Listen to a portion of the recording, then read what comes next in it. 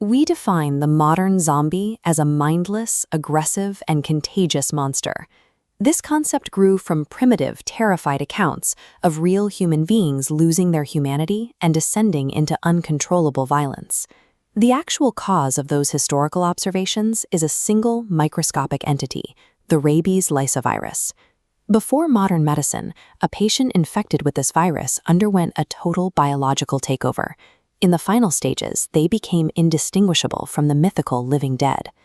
Throughout the 19th century, a bite from an infected animal carried a singular, inescapable death sentence.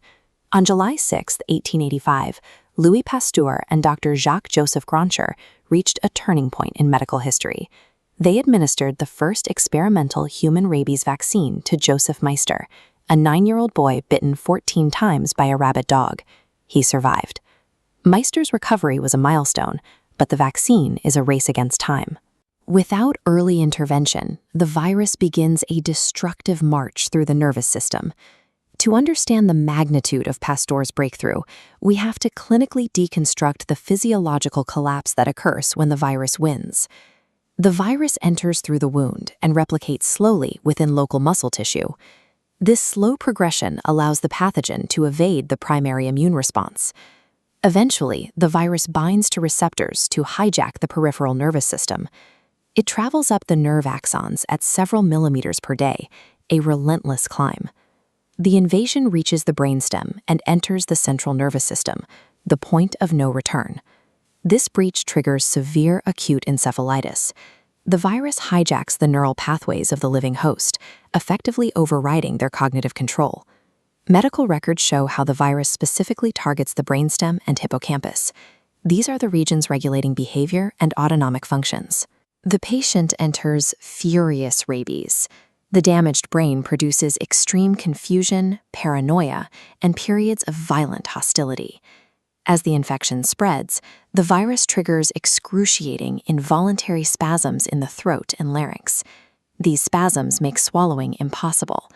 The host develops a terrifying aversion to water, while excess saliva, which they can no longer swallow, accumulates in the mouth. This physiological mechanism weaponizes the host. By preventing swallowing, the mouth foams with contagious viral particles, ready to be transmitted through the host's newly aggressive biting behavior. The aggressive, furious phase eventually gives way to the paralytic or dumb phase of the disease. The host loses voluntary muscle control. Weakness begins at the wound site and extends upward, forcing the infected into a staggering, uncoordinated walk. In the final stage, the host slips into a coma. Death follows due to respiratory arrest as the muscles used for breathing finally fail. This total collapse of coordination and eventual shutdown mirrors the final stages of the mythical undead, confirming the viral reality behind the folklore.